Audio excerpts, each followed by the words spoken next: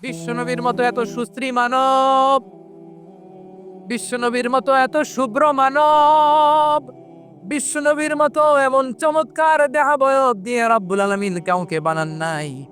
এরকম চমৎকার মানুষটাকে তারা তায়েফের ওই জমিনে রক্তাক্ত করেছে। বিশ্বনবী দুনিয়ার কোনো স্বার্থের জন্য সেখানে যান নাই, নিজের কোনো লাভের জন্য, প্রাপ্তির জন্য যান নাই। তায়েফবাসীদের জাহান্নামের আগুন থেকে বাঁচাতে গিয়েছেন। ঠিক কিনা বলেস? খেয়ে না খেয়ে দিনী প্রচারের কাজে নিজেকে দিয়েছ বিলিয়ে। তাইফের কাফিরেরা চিনল না সে আলো, দুষ্ট ছেলেদের পিছু দিল লেলিয়ে।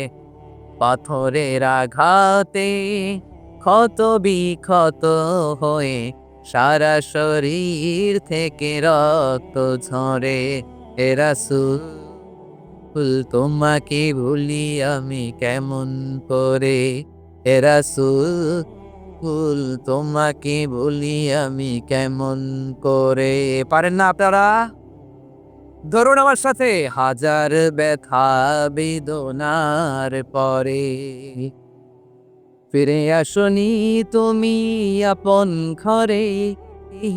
দিনের আলো তুমি ছড়িয়ে দিতে চলে গেলে মদিনায় মক্কা ছেড়ে। রে রাসূল, তোমাকে ভুলি আমি কেমন করে। হে রাসূল, তোমাকে ভুলি আমি কেমন করে।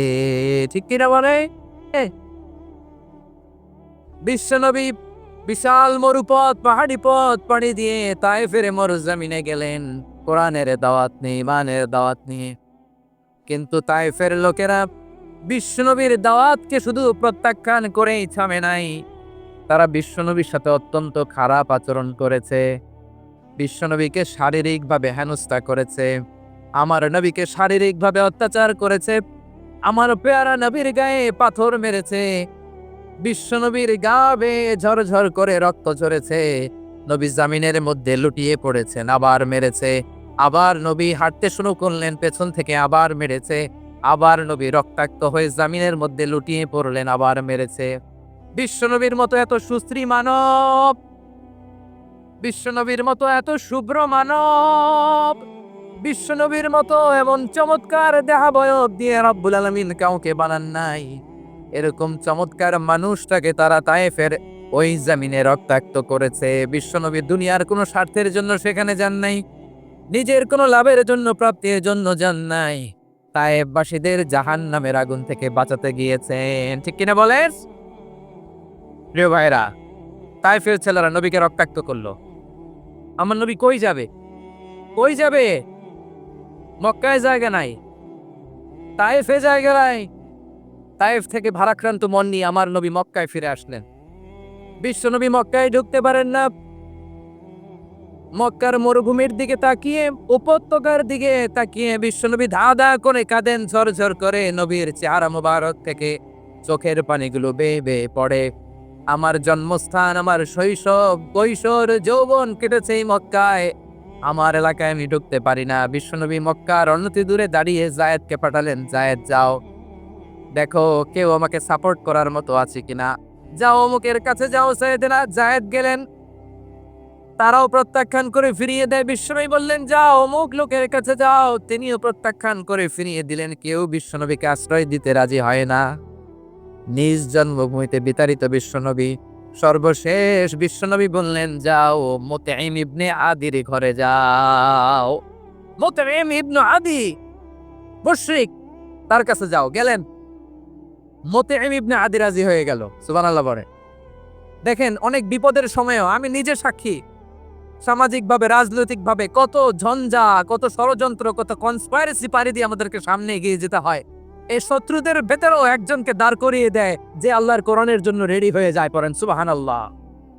মুতঈম ইবনে আদি, আল্লাহ তার মনকে নরম করে দিলেন। মুতঈম বলে, মুহাম্মদ আমি তোমাকে আশ্রয় দিব। তার দুই ছেলেকে পাঠালেন, যাও খোলা তলোয়ার নিয়ে, স্কট দিয়ে, গার্ড অফ অনার দিয়ে মুহাম্মদকে মক্কায় ঢুকাও আর বলো আমি আমান দেব। আমান কি দিব? আমান মানে সিকিউরিটি, নিরাপত্তা। সিকিউরিটি ছাড়া, আমান দেওয়া ছাড়া কেউ থাকতে পারতো না মক্কায়। 2 ছেলে বিষ্ণু ঈসা ইসলামকে নিয়ে আসলো। নবী কাবার চারদিকে তাওয়াফ করলেন, নামাজ পড়লেন। আবু জাহেল, উতবা, সাইবা, ওয়ালিদ ইবনে মুগীরা সবাই দেখে, কেউ কিছু করতে পারে না। কারণ মুতঈম ইবনে আদি ঘোষণা দিয়েছেন, আমি মুহাম্মদকে আমান দিয়েছি, মুহাম্মাদের গায়ে যেন কেউ স্পর্শ না করে। আওয়াজ করে পড়েন সুবহানাল্লাহ। নবীর এই বিপদকালে মুহূর্তে মুতঈমের হৃদয়টারে নরম করে দিল কে? আচ্ছা, লালমনিরহাটের ভাইয়েরা বলেন, এই মুতঈম কি মুসলিম ছিল না মুশরিক? সবাই বলতে হবে মুসলিম না মুশরিক। তাহলে মুশরিকের কাছ থেকে নবী পলিটিক্যাল অ্যাসাইলাম, আধুনিক রাষ্ট্রবিজ্ঞানের ভাষায় পলিটিক্যাল অ্যাসাইলাম, যেটাকে বলে রাজনৈতিক আশ্রয়, ওনার আমান বা নিরাপত্তার এই ঘোষণায় তিনি মক্কায় ঢুকলেন। যতদিন নিরাপত্তা ছিলেন। মুতঈম যখন মারা গেল, বিষ্ণু ইসলাম হিজরত করে মদিনায় চলে গেলেন। সুবহানাল্লাহ। কিন্তু মুতঈম যে বিশ্বনবীর উপকার করছে এটা বিশ্বনবী বলে নাই। আমাদের অনেকে আছে উপকার করার পরে আর খেয়াল থাকে না, খাওয়ার পরে গলা দিয়ে নামলে আর খেয়াল থাকে না। এরকম আছে না নাই? আমার নবী বলে নাই। বদরের প্রান্তরে 70 জন কাফেরকে যখন বন্দী করে বিশ্বনবীর সামনে হাঁটু গেড়ে দাঁড় করানো হলো, বসানো হলো, 70 জন কাফের। কয়জন?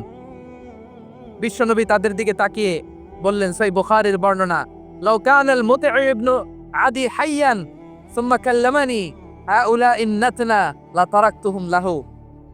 বদরের প্রান্তরে 70 জন বন্দী কাফিরের দিকে তাকিয়ে আমার নবী বললেন, আজকে মুতঈম ইবনে আদি যদি বেঁচে থাকতো আর তোমাদের 70 জনের ব্যাপারে যদি মুতঈম এক বাক্যে একটা সুপারিশ করত, তার সম্মানে আজকে তোদের সবাইকে আমি মাফ করে দিতাম।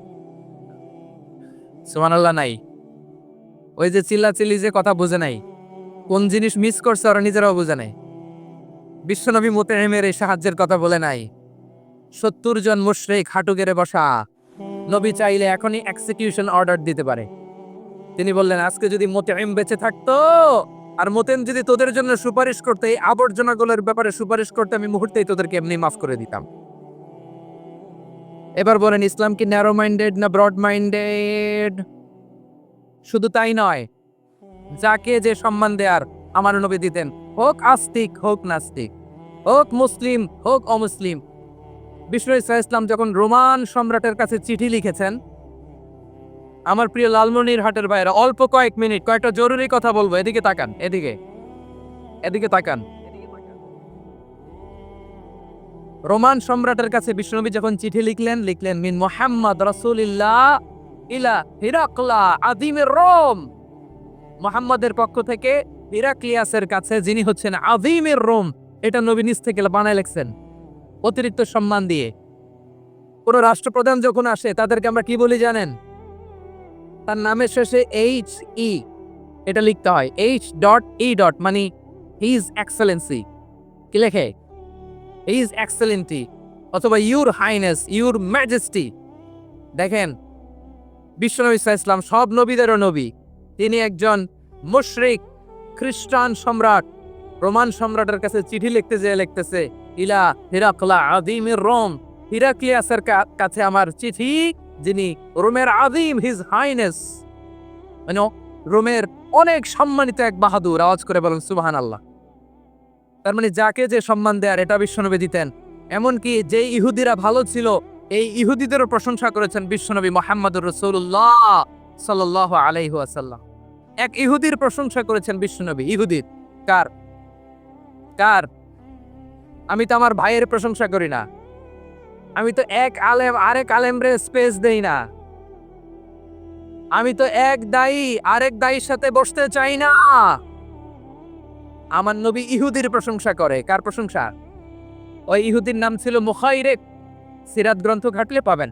তিনি বলেছেন, মুখাইরিক খাইরু ইয়াহুদ। মুখাইরিক is the best of the Jews. জুইসদের মধ্যে সে সবচেয়ে ভালো। কেন প্রশংসা করলেন তার? এর কারণ মদিনা চার্টারে কথা ছিল সব ধর্মের মুসলিম, মুশরিক, ইহুদিরা মিলে মদিনাকে রক্ষা করবে।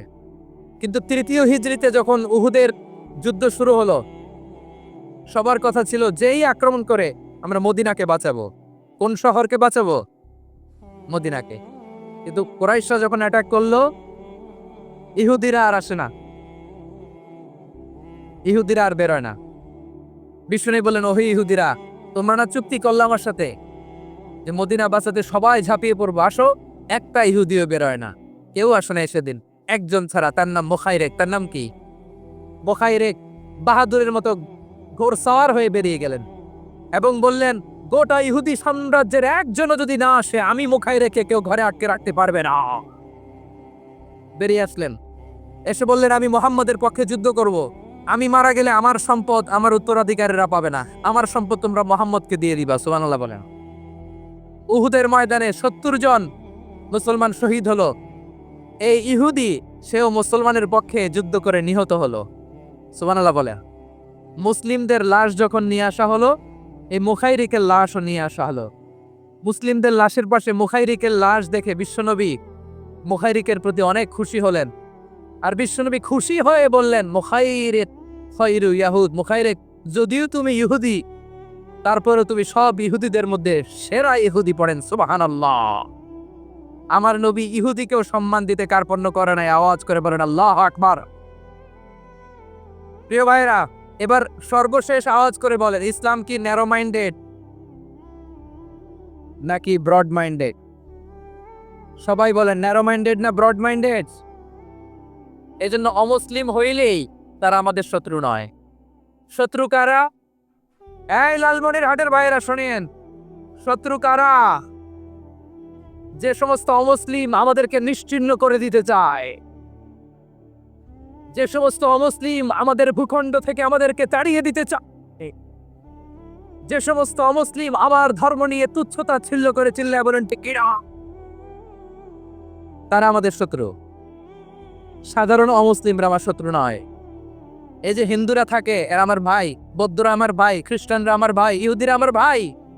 তারা দিনই ভাই নয়, তারা মায়ের পেটের ভাই নয়, তারা মানবিক দিক থেকে ভাই। ও মানুষ, আমিও মানুষ।